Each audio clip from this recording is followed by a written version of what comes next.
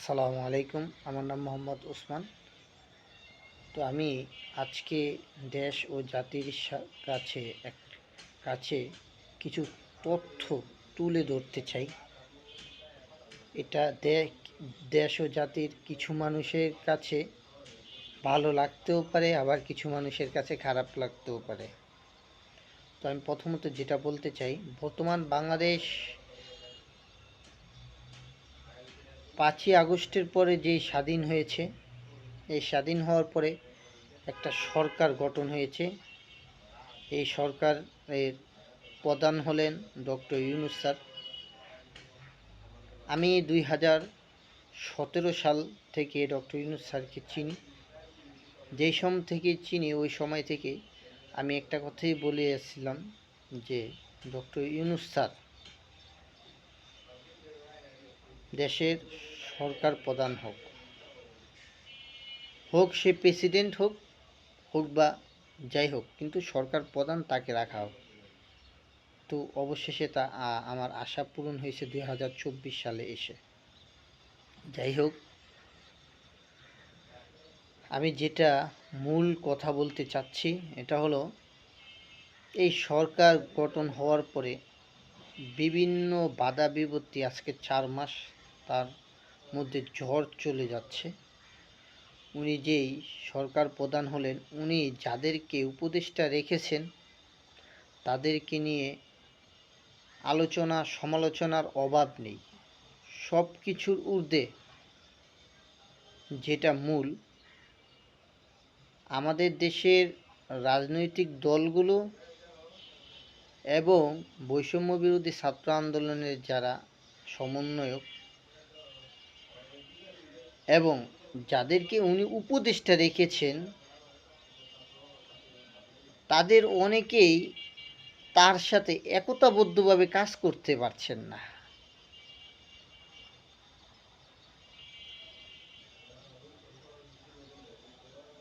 এবং দেশের জনগণও ওনাকে ওইভাবে সাপোর্ট দিচ্ছেন না। ওনাকে শুধু নামে আমরা সাহায্য করছি, যে একটা কি আপনি দেখতে পারেন, আমরা ঠেকাই পইরা মুখে বলতেছি যে আমরা একত্র আছি, কিন্তু আমরা কাজ করে তা প্রমাণ করতে পারছি না যে আমরা একত্র আছি। আমাদের কাজে প্রমাণ হচ্ছে যে আমরা তার সাথে নেই। এটা অনেক রাজনৈতিক দল এবং যারা উপদেষ্টা আছে তাদের গায়ে লাগতে পারে, কিন্তু বাস্তবতা এটাই। আপনার আওয়ামী লীগ দোসররা দেশ থেকে বিতাড়িত হওয়ার পরে আমরা দেশের উন্নতি করার চিন্তা করছি না, আমরা দেশকে আরও গভীরভাবে দেশকে ধ্বংস হওয়ার দিকে ঠেলে নিয়ে যাচ্ছি। এই দিক থেকে আমাদের সচেতন হতে হবে। আমি যেটা বলতে চাচ্ছি, বর্তমানে কিছু রাজনৈতিক দল আছে যারা নির্বাচন নিয়ে খুবই বিমোহিত। তারা অস্থির হয়ে গেছে নির্বাচন দেওয়ার জন্য, কিন্তু তাদের মাথার মধ্যে একবারও আসে না যে বর্তমান বাংলাদেশের অবস্থা কী। এটা নিয়ে তাদের কোনো মাথা ব্যথা নেই। আমরা আমাদের দেশের নাগরিকদের এখনও ওই রকম চিন্তা ভাবনাও দেখতে পাচ্ছি না, এবং রাজনৈতিক দলেরও চিন্তা ভাবনা দেখতে পাচ্ছি না। সবাই নিজ চিন্তায় ব্যস্ত। তো আমি যেটা বলতে চাচ্ছি এটা হলো, আমরা বর্তমানে $100 বিলিয়ন প্রায় ঋণ আছি বহির্বিশ্বে, এবং আমাদের দেশ থেকে পাচার হয়ে গেছে প্রায় $125 বিলিয়ন, 26 বিলিয়ন। তো আমরা যেই টাকা পাচার হচ্ছে ওই টাকাটাও আনতে পারছি না, যেই টাকাটা আমরা ঋণ আছি, এই ঋণটা আমরা কিভাবে দিব এর কোনো পরিকল্পনাও করছি না। এবং দেশের বর্তমান আর্থ সামাজিক অবস্থাও আমাদের ততটা ভালো না। দেশে আপনার কাঁচামাল থেকে শুরু করে সব কিছুর রেট খুবই হাই, এবং বর্তমান আইন শৃঙ্খলার অবস্থাও ততটা শক্তিশালী নয়। আমাদের আওয়ামী লীগ যেই দোসররা যেই আপনার আমলাতান্ত্রিক দেশটাকে চালাইতো, এখনো এমনই আছে। এর মধ্যে আমরা চাচ্ছি যে দেশটার মধ্যে আবার নির্বাচন হোক। যদি নির্বাচন হয়, এই যে যারা এই দায়িত্বে আছে আইন শৃঙ্খলা বাহিনীতে, তারা তো আবার থেকে যাবে। তাদেরকে, যারা এই আইন শৃঙ্খলা বাহিনীতে আছে তাদেরকে বাদ দিতে হবে। দেশে যে আর্থসামাজিক বর্তমান যে অবস্থা, দেশের অর্থনৈতিক অবস্থা, এটাকে গড়ে তুলতে হবে, আস্তে আস্তে আমাদের গড়ে তুলতে হবে, যাতে দেশে একটা শৃঙ্খলাবদ্ধতা ফিরে আসে। আবার বর্তমান যেই রাজনৈতিক অবস্থা, এটাও যে আমাদের একটা কমিউনিকেশনের মধ্যে চলে আসে। তো আমার এক নাম্বার কথা শেষ। 2 নাম্বার কথা হলো বর্তমানে ছাত্র যেই রাজনীতি, তাদেরকে নিয়ে 5ই আগস্টের আগ মুহূর্ত পর্যন্ত সব রাজনৈতিক ছাত্র নেতারা এবং ছাত্র দলরা একত্রে ছিল। 5ই আগস্টের পরে তাদের সাথে একসাথে কাঁধে কাঁধ মিলিয়ে এই আন্দোলনে তারা ছিলেন। 5ই আগস্টের পরে এই বৈষম্য বিরোধী ছাত্র আন্দোলনের বর্তমান নেতাকর্মীরা সবাই, সমন্বয়করা বলি, নিচে ক্রেডিট নিতেছেন। এখানে আমি যদি একটা জরিপ ধরি, প্রত্যেকটা ছাত্র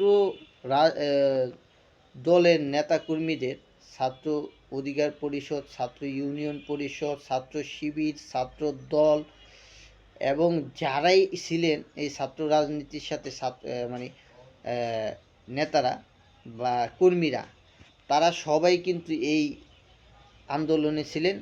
তাদের সবাই শত শত ভাইরা নিহত হয়েছেন। কিন্তু এই বৈষম্য বিরোধী ছাত্র আন্দোলনের সমন্বয়করা এমনভাবে কথা বলছেন যে শুধু তাদের লোক লক্ষ লক্ষ মারা গেছে, আর সবাই মনে করেন ঘরে বসেছিলেন, তাদেরকেও মারা যায়নি।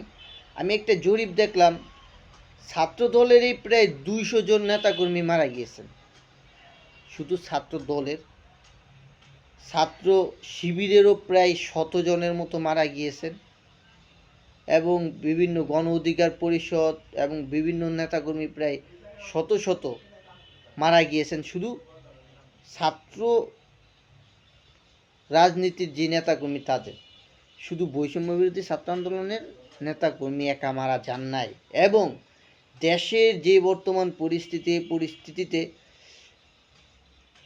বৈষম্য বিরোধী ছাত্র আন্দোলনের নেতারাই মনে করছেন, সমন্বয়করা মনে করছেন যে তারাই সব কিছু করছেন। এই জিনিসটা তারা একা ক্রেডিট নেয়, এটা খুবই একটা হতাশাজনক বিষয়। এটা তীব্র নিন্দা ও প্রতিবাদ জানাচ্ছি আমি। তারা চাচ্ছে প্রত্যেকটা ব্যাপারে তারা সরাসরি এখন দেশের রাজনৈতিক বিষয় নিয়ে আলোচনা করছেন। এটা ঠিক নয়। আমরা স্বাধীন হয়েছি কী কারণে, এটা বুঝতে হবে। আপনি এখন আমাকে প্রশ্ন করবেন যে কী কারণে স্বাধীন হয়েছে। আমরা স্বাধীন হয়েছি সার্বভৌমভাবে কথা বলার জন্য, সার্বভৌমভাবে চলাফেরা করার জন্য। এবং আগে যে আওয়ামী লীগ দোসররা যেইভাবে দেশকে চালাইছে, এটা থেকে মুক্ত হওয়ার জন্য। কারণ আইসা যদি আমরাই আবার এটা করি, তো আমাদের মধ্যে আর তাদের মধ্যে পার্থক্যটা রইল কি? আগে আওয়ামী লীগ করতো, এখন আপনারা করতেছেন। প্রত্যেকটা ব্যাপারে আপনারা নাক গলাচ্ছেন। প্রত্যেকটা আপনি হয়েছেন ছাত্র মানুষ, আপনি দেশের রাজনৈতিক বিষয় নিয়ে নাক গলাতে পারেন না। কে কোন জায়গায় বসবে না বসবে এটা জাতির সিনিয়র পার্সন যারা আছেন তারা দেখবে। আমরা ছাত্র, আমাদের কাজ কি? শিক্ষা লাভ করা, আমরা শিক্ষা অর্জন করব। আপনি কে সচিব হবে, কে উপদেষ্টা হবে, কে আপনার মন্ত্রী জেলার দায়িত্ব নেবে, সেটা আপনি নির্ধারণ করছেন। আপনি কে নির্ধারণ করার? দেশে কি আপনার থেকে সিনিয়র পার্সন নেই? অবশ্যই আছে, তারা সিদ্ধান্ত নেবে। আমরা ছাত্রই থেকে যাব, আমরা শিক্ষক হতে পারবো না। একটা জিনিসই কই, ছাত্র কোনোদিন শিক্ষক হতে পারে না। শিক্ষক হয় কোন সময়? ছাত্র পড়ালেখা শেষ করে তারপরে শিক্ষক হয়। এখনও আপনি পড়ালেখা শেষই করেন নাই, আপনি শিক্ষকের ক্রেডিট নিতে চাচ্ছেন, তো এটা ঠিক নয়। যাই হোক, শুধু আমি বৈষম্য বিরোধী ছাত্র আন্দোলনের সমন্বয়কদেরকে বলছি তা না, এটা প্রত্যেকটা ছাত্র রাজনৈতিক দলগুলোর সবাইকে বলছি। সবাই এখন এই ক্রেডিটটা নেওয়ার চেষ্টা করে। তো আর আমাদের এই যে 5ই আগস্টের আগে যেই নির্মম হত্যাকাণ্ড চালিয়েছিল এই আওয়ামী লীগ খুনি হাসিনা দোসররা, এটার এখনও মূল তথ্য প্রকাশ করে নাই, কতজন লোক মারা গিয়েছে।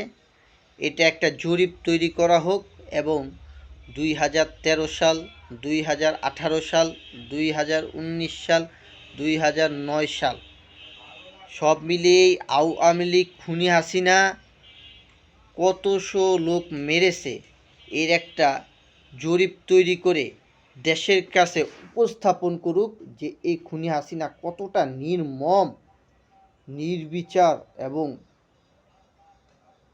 সাংঘাতিক একজন স্বৈর শাসক ছিলেন, জালেম শাসক ছিলেন। এবং আমি আরেকটা কথা বলতে চাই, এই আওয়ামী লীগকে নিষিদ্ধ করার যে একটা আপনার উপদেষ্টাটা, প্রধান উপদেষ্টা বলেছিলেন, মানে যে একটা আমিও চাই এই আওয়ামী লীগ এই দেশ থেকে নিষিদ্ধ ঘোষণা হোক, কিন্তু কিছু রাজনৈতিক দলগুলো এর বিরোধিতা করছেন। আমি এটাই বুঝতেছি না কি আপনাদের স্বার্থটাই এখানে কি?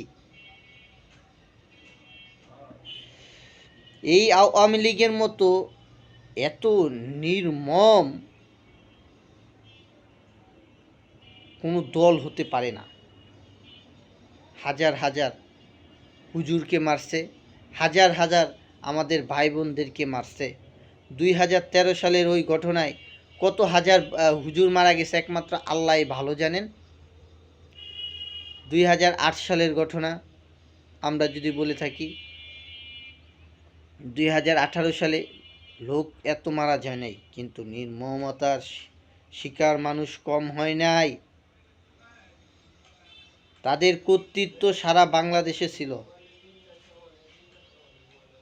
তো 2024 সালে কত আমাদের হাজার হাজার ভাই বোন মারা গিয়েছে, নির্মমভাবে মারা গিয়েছে। এটা বললে ভুল হবে, নির্মমভাবে হত্যা করা হয়েছে তাদেরকে। তো এই জিনিসটা আমাদের মাথায় রাখতে হবে। এই আওয়ামী লীগকে চিরতরে নিষিদ্ধ করতে হবে। ছাত্রলীগ তো নিষিদ্ধ হয়ে গিয়েছেই, এই আওয়ামী লীগ দল নামে যে একটা দল ছিল এটা চিরতরে নিষিদ্ধ করতে হবে। এবং